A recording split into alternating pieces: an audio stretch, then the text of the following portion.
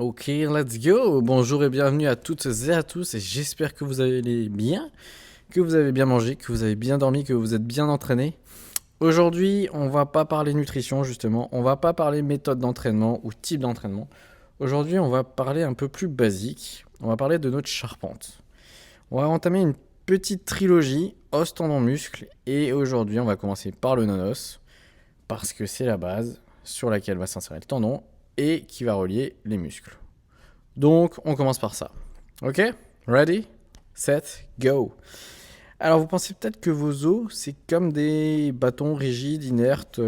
Voilà, ça sert juste à insérer des tendons, des muscles et un peu tout le reste. Et ben en fait, c'est tout le contraire. Et vos os, ils sont aussi vivants que le reste.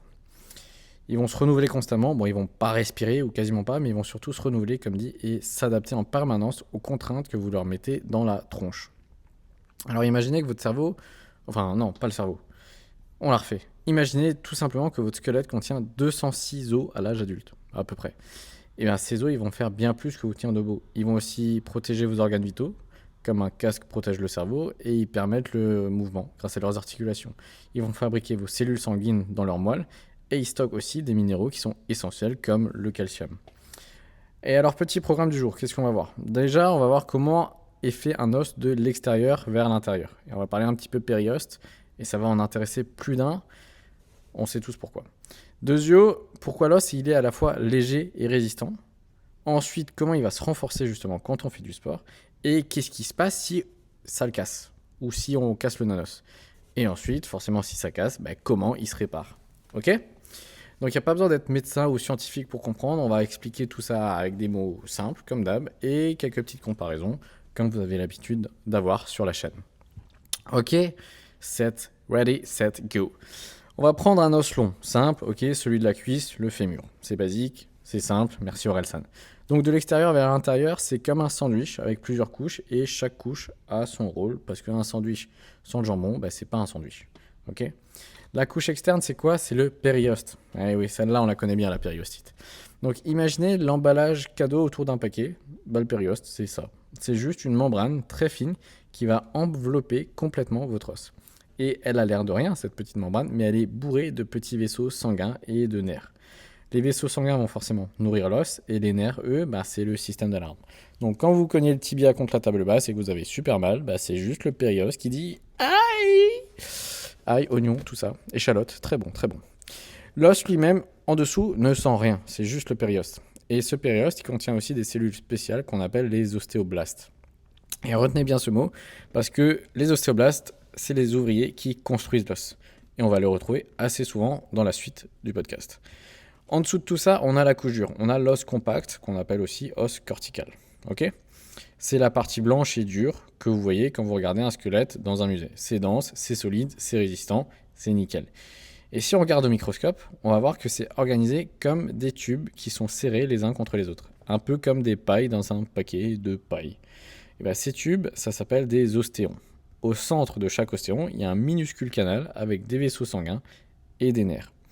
Et autour de ces canaux, on a les cellules osseuses, les ostéocytes. Eux, ils sont emprisonnés dans la matière dure de l'os. Mais ils ne sont pas coupés du monde, ok? Elles ont des petits bras qui sortent dans toutes les directions et qui communiquent avec leurs voisines. Un peu comme un petit réseau social microscopique. Grosso modo, ils sont tous copains-copains et ils discutent comme ça. Et cette architecture en tube, justement, en paille là, ça va rendre l'os très très résistant par rapport à son poids. Un os peut supporter plusieurs centaines de fois le poids de votre corps sans se casser. Ok? En dessous de ça, enfin, oui, à l'intérieur, on a l'os spongieux. Ça, c'est ce qui est au centre. C'est ce qu'on appelle aussi l'os trabéculaire. Mais bon, l'os spongieux, c'est beaucoup plus simple. Si vous coupez votre os en deux, au centre, vous n'allez pas retrouver quelque chose de plein, de dur. C'est comme une éponge. On a plein de petits trous et de fines travées qui vont s'entrecroiser. Et c'est ce qu'on appelle justement l'os spongieux. Et là, vous allez me dire, mais pourquoi il y a des trous? Parce que la nature, elle est plus intelligente que nous. Et un os totalement plein, ce serait lourd comme du béton, accessoirement, et on pourrait beaucoup moins bouger. Mais l'os spongieux, il va garder la résistance là où c'est nécessaire. Et c'est justement le long de ces lignes de force. Là, on a ces espèces de travées qui vont s'entrecroiser. Et il va enlever la matière là où c'est pas utile. C'est juste du génie architectural. C'est un petit peu comme les arcs-boutants sur les bords des cathédrales. Ok, ça permet de mettre un contrefort pour pouvoir développer ou emmagasiner plutôt la charge ou la masse de la cathédrale et la démultiplier. Ok ? Et bien, ces petits trous, ils sont aussi remplis de moelle. Et la moelle, c'est cette substance qui va fabriquer les globules rouges, les globules blancs, les plaquettes. Donc vous pouvez aussi retenir que l'os, en dehors d'être d'une magnifique architecture, bah c'est aussi une usine de cellules sanguines. Mais alors, en quoi c'est fait ce non-os? Ok, c'est super, ça tient super bien, ça fabrique un petit peu de plein de choses. Et bien on va voir. Si on prend l'os, qu'on enlève toute la flotte, donc il y a environ 25% d'eau, il reste deux choses, des minéraux et des protéines. Des minéraux pour 65% du poids sec, donc principalement du calcium et du phosphore, qui sont organisés en cristaux, et c'est ça qui va rendre l'os dur. Si vous laissez un os dans du vinaigre pendant quelques jours, ben, l'acide va dissoudre les minéraux et l'os va devenir tout mou comme du caoutchouc, et vous allez pouvoir le plier, mais il va garder sa forme originelle. On a dit qu'on a aussi des protéines, qui elles vont représenter 35% du poids sec. Et là, ce sera principalement du collagène. Ce sont des longues fibres qui vont donner de la flexibilité à l'os. Si vous brûlez un os, vous détruisez les protéines. Il reste blanc et cassant et il va s'émietter au toucher. Et c'est ça qui est génial encore une fois. C'est cette combinaison. Donc on a les minéraux qui vont donner la dureté et le collagène, donc les protéines, qui vont donner la souplesse entre guillemets. Le résultat, ça va être un matériau qui sera à la fois rigide, légèrement flexible, donc légèrement, hein, on s'entend, et qui peut absorber les chocs sans se casser, de manière générale. Et on a dit que l'os était vivant, que c'était pas de matière inerte. Parce qu'effectivement, on a des protéines, on a des minéraux, mais alors pourquoi on a dit que l'os était vivant? Et on a aussi parlé des ostéoblastes, justement, ces petits bâtisseurs. Eux, ils vont fabriquer du nouvel os. Ils déposent les protéines et les minéraux, et quand ils ont fini leur taf, ils s'emprisonnent dans l'os qu'ils viennent de créer. Et ils vont devenir les ostéocytes, ceux dont on a aussi parlé un petit peu plus haut. Ces ostéocytes, c'est des gardiens.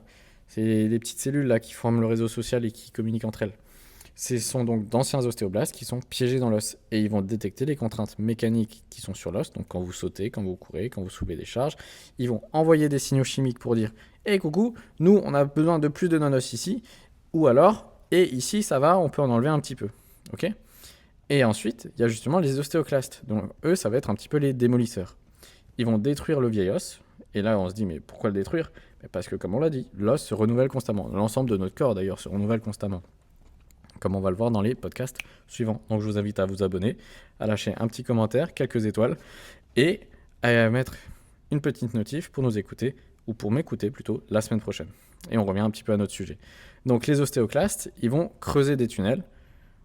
Et derrière eux, les ostéoblastes vont le reconstruire. Et c'est comme des travaux de rénovation permanente d'une maison ou d'une route. Donc, grosso modo, tous les 7 à 10 ans, votre squelette a été entièrement renouvelé. Et vous avez littéralement un squelette qui est différent de celui que vous aviez il y a 10 piges. Ok ? Mais on a aussi dit que, justement, quand on a besoin d'os, on va en rajouter. Alors, comment est-ce que ça se renforce ? C'est encore une chose extraordinaire de notre corps, c'est que votre os s'adapte aux contraintes que vous lui imposez. Et c'est ce qu'on appelle la loi de Wolff. Avec 2 F, hein, pas comme le loup, du nom du chirurgien allemand, justement, qui l'a découvert plutôt ou mise en avant. Et le principe, il est simple. Si vous mettez de la charge sur un os, il va devenir plus fort. Si vous arrêtez de le solliciter, il s'affaiblit. C'est on ou off. Par exemple, quand vous courez, quand vous sautez ou quand vous soulevez des poids, vous allez créer des micro-déformations de l'os. C'est infime, c'est invisible à l'œil nu, mais les ostéocytes, donc les petites cellules gardiennes dont on a parlé, elles vont sentir ces déformations. Et comme on l'a dit plutôt, elles vont envoyer un petit message chimique au-dessus. Elles vont dire attention, on a subi des contraintes ici, il faut renforcer pour prévenir les prochaines contraintes. Et à ce moment-là, on a les ostéoblastes, donc les bâtisseurs qui vont arriver, qui vont déposer du nouvel os, et petit à petit, l'os va devenir plus dense, plus épais, plus résistant. Juste là où c'est nécessaire, là où il faut. Pas trop, pas assez, juste ce qu'il faut. Et en exemple concret, par exemple, si vous regardez le bras dominant d'un joueur de tennis pro, les os de ce bras sont jusqu'à 30% plus épais et plus denses que ceux de l'autre bras. Parce qu'il a frappé des milliers de balles avec ce bras. Ce qui va créer à chaque fois des impacts. Et ces impacts vont transmettre l'information à l'os. Et l'os, derrière, s'est adapté. Un autre exemple au niveau sport, c'est les haltérophiles qui ont des os beaucoup plus denses que la moyenne. Et eux, c'est pas juste un bras. Leurs vertèbres, leurs hanches, leurs jambes, tout doit supporter des dizaines, voire des centaines de kilos en charge cumulée. Donc l'os va répondre en devenant juste extrêmement solide. Et à l'inverse, on a dit que quand il n'y avait pas besoin d'os, on l'enlève. Et dans le cas des astronautes qui sont, des astronautes qui sont dans l'espace, eux, ils vont perdre en densité osseuse, parfois 1 à 2% par mois. Juste parce qu'il n'y a pas de gravité, il n'y a pas de contrainte mécanique, et à ce moment-là, les os vont se dire, bon, on sert à rien, donc on économise de l'énergie, et l'os va se déminéraliser. Ok? Alors là, vous allez me dire, mais c'est super, on veut des os durs et on veut se renforcer.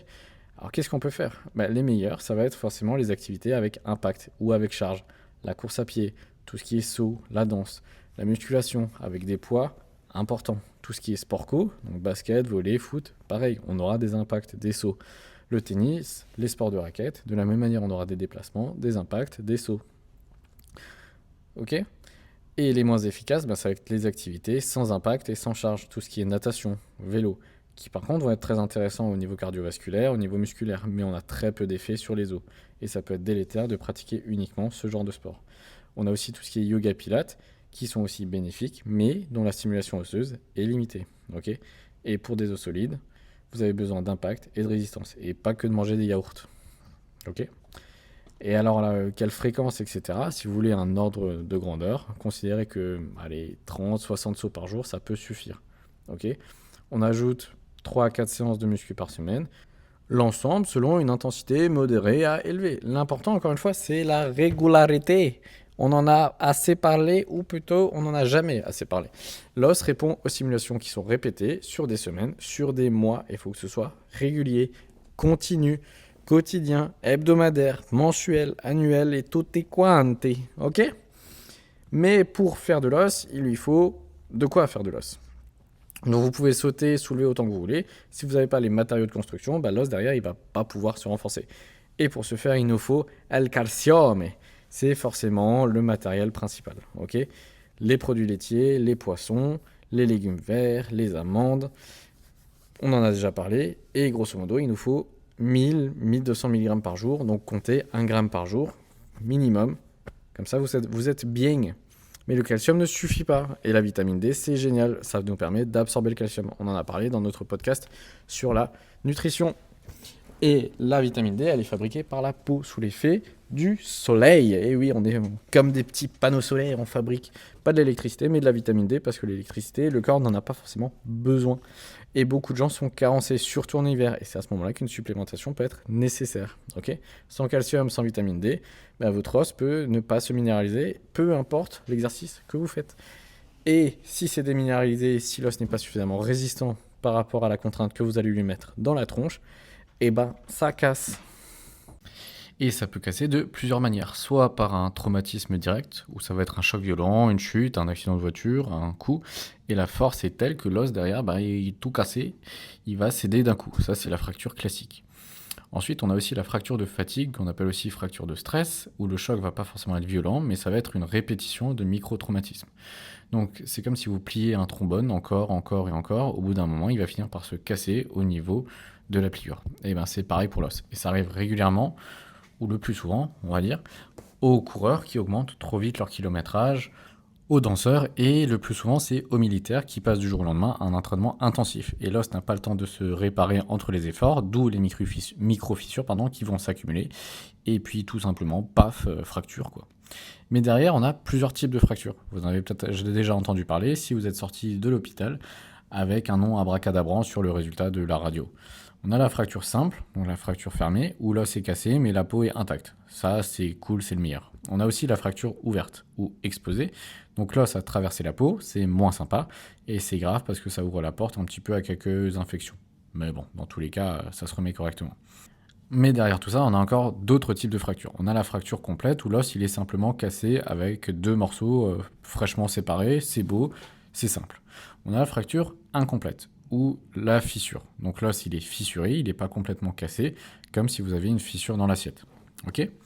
On a la fracture comminutive. Et ça c'est la moins sympa, c'est l'os il est explosé en plusieurs morceaux. Et ça arrive souvent dans les traumatismes très violents. Il y a d'autres types de fractures, mais on ne va pas forcément rentrer dans les détails. Retenez déjà ça, c'est le plus simple. Ouverte, fermée, complète, incomplète et petits morceaux. Mais alors qu'est-ce qui se passe après la fracture ? Primo, la douleur. Elle est présente, elle est intense. Et pourquoi ? Parce que le périos, donc la membrane qui est autour de l'os, on en a parlé plus haut, elle est, on l'a dit, bourrée de nerfs. Et quand l'os se casse, le périos se déchire et grosso modo, il envoie un signal d'alarme maximale au reste du corps. Ok ? Ensuite, qu'est-ce qu'on a ? on a l'hématome, les vaisseaux sanguins qui sont dans et autour de l'os, tout cassé. Donc le sang va s'accumuler et vous avez un énorme bleu et un gonflement. Ok.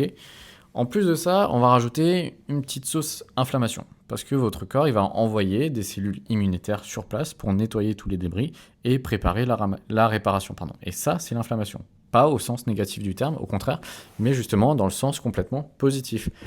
Actuellement, là, l'inflammation est juste synonyme de préparation à la cicatrisation et de cicatrisation. Ok. En plus de ça, on va avoir une immobilisation naturelle. C'est pourquoi vos muscles tout autour vont se contracter en spasme pour immobiliser la zone. C'est certes douloureux, mais c'est juste une protection que votre corps va mettre en place et ça évite que tous les fragments ne bougent. Du moins, c'est l'idée à la base. Ok. Et ça, c'est la phase aiguë, donc juste après le trauma. Et qu'est-ce qui se passe par la suite? Donc la réparation, puisqu'il faut bien que l'os se répare, et il va se réparer tout seul. Aucun matériel artificiel ne va pouvoir le faire, et c'est ça qui est génial. Première phase, donc pendant du jour 1 au jour 7, donc la première semaine, on va avoir un caillot. Le sang qui s'est échappé va coaguler et former un caillot. C'est le premier pont entre guillemets entre les deux morceaux d'os ou les multiples morceaux d'os. Donc c'est fragile, mais ça c'est que le début. Ok.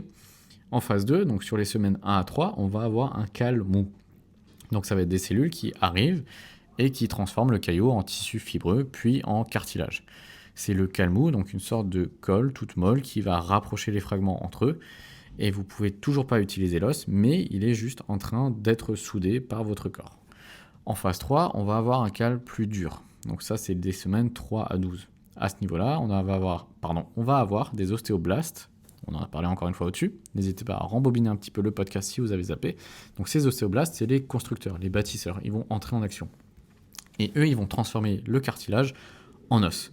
Donc ils vont venir déposer du calcium, déposer des protéines, et le cal mou va devenir plus dur. C'est ce qu'on appelle le cal osseux. À ce stade, l'os il est ressoudé, mais il y a un bourrelet de réparation comme une cicatrice boursouflée de part et d'autre ou tout autour de l'os du site de fracture. Et ensuite, on va avoir justement une phase de remodelage. Donc ça, c'est la 4e et dernière phase qui va durer à partir du mois 3 jusqu'à la fin. Ça peut durer 1 à 2 ans en fonction de l'os qui a été touché. Si c'est un fémur, forcément, vu la taille d'une os, ça prend plus de temps.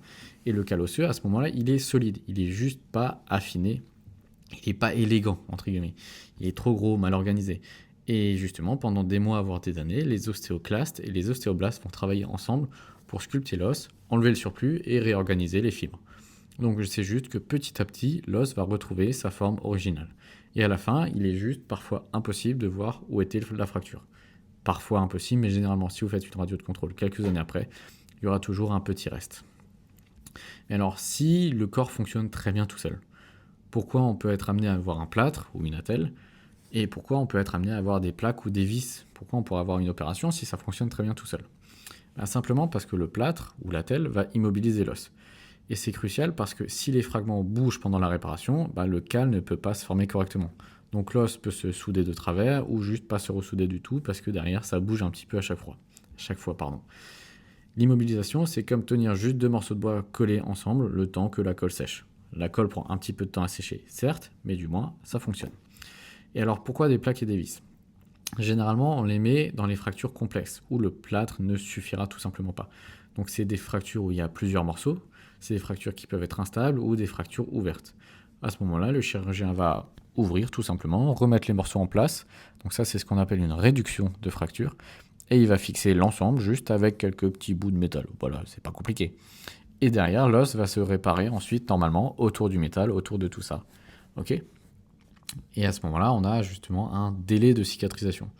Et ça va dépendre de l'os, de la gravité, mais considérez que pour un doigt, on est sur un 3 à 4 semaines, tout simplement, un poignet 6 à 8, une jambe 3 à 4 mois et un fémur 4 à 6 mois.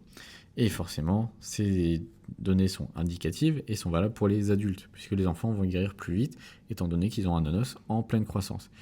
Et derrière les personnes âgées, ça va être beaucoup plus lent puisqu'on a un renouvellement osseux qui est forcément ralenti. Ok ? Et malgré tout ça, parfois on peut avoir quelques petites complications. Donc on peut avoir une pseudarthrose où l'os ne se ressoude pas. Ça reste mobile au niveau de la fracture. C'est pas ouf, clairement, vous imaginez bien la scène. Bah, généralement, justement, ça peut être à cause d'une mauvaise immobilisation, d'une infection ou du tabagisme. Parce que le petit tabac, et oui, la clope, ça réduit énormément la circulation sanguine, ça va venir réduire la consolidation et tout ce qui s'ensuit. On peut aussi avoir ce qu'on appelle un cal vicieux. Comme son nom l'indique, c'est l'os se ressoude, mais de travers. Et on peut créer une déformation, voire une boiterie à terme. Et encore une fois, c'est pas ouf. Ensuite, on peut aussi avoir, dans le cas des fractures ouvertes, une petite infection qui peut venir détruire l'os. C'est pas ouf, et c'est pour ça que dans le cas d'une fracture ouverte, c'est cool de faire un petit saut aux urgences pour traiter un petit peu tout ça. En dernier, on peut avoir un syndrome des loges. Donc là, ça va être un gonflement extrême dans une loge musculaire fermée qui va couper la circulation, et ça, c'est une urgence chirurgicale. Mais c'est quelque chose qu'on verra par la suite dans un podcast ultérieur. Donc n'hésitez pas, encore une fois, à vous abonner et à nous écouter dans les mois qui suivent. Alors tout ça, c'est bien beau, mais en prévention, qu'est-ce qu'on peut faire pour garder nos petits os solides, pour les garder au max toute la vie? Eh ben on l'a dit, l'exercice régulier. Tout simplement parce que les impacts et la charge vont venir renforcer l'os.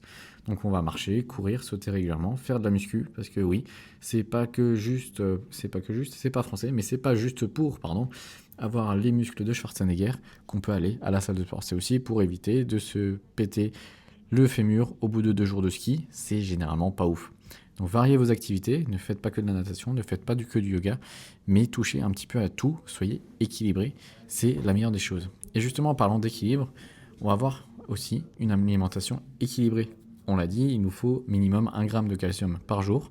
Donc variez les sources, que ce soit des produits laitiers, du brocoli, du chou-cal, des amandes ou des os riches en calcium. L'ensemble est bon à prendre.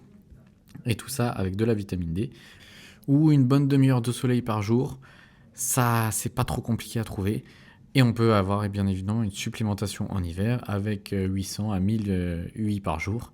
Donc pour ça, forcément, il va falloir vous rapprocher de votre médecin pour faire une petite prise de sang, un petit contrôle et demander une petite supplémentation quotidienne pendant l'hiver. Évitez aussi tout ce qui est toxique. On l'a dit, le tabac, ça réduit la circulation, ça ralentit la réparation osseuse et forcément derrière, ça augmente aussi le risque de fracture et de pseudarthrose. Et l'alcool, ben oui, tabac, alcool, toujours les deux poteaux. L'alcool va réduire l'absorption du calcium et va perturber le travail des ostéoblastes. Les ostéoblastes, on le rappelle, c'est nos petits copains qui construisent du muscle. Donc s'ils ne peuvent pas construire du muscle, eh ben on est un petit peu dans la mouise, hein. C'est pas compliqué. Ok ? Et vous le savez, par rapport à l'âge, au niveau osseux, il y a forcément des impacts. Et on va faire un petit récap. Chez l'enfant et l'ado, c'est la période où on construit son capital osseux. Un ado qui fait du sport et qui mange bien va avoir des os solides toute sa vie. Derrière, à 30 ans, on aura le pic de masse osseuse qui sera atteint. Et ensuite, on va le maintenir ou en perdre lentement en fonction de ce qu'on fait. Après 50 ans, par exemple pour les femmes ménopausées, la chute des œstrogènes va accélérer la perte osseuse. Donc on a derrière, forcément, et vous en avez entendu parler, et on en a parlé dans un podcast précédent, le risque d'ostéoporose. Donc les os vont devenir poreux, vont devenir fragiles. Et à ce moment-là, l'exercice et le calcium sont encore plus importants et sont juste nécessaires pour éviter de finir avec un col du fémur 2 ans plus tard, par exemple.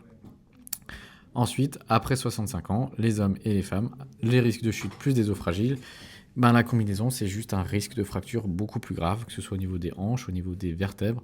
Et la prévention, encore une fois, c'est crucial. Donc de la musculation pour la force, pour l'équilibre, du calcium et de la vitamine D. Ok ? Voilà pour ce petit podcast sur les os.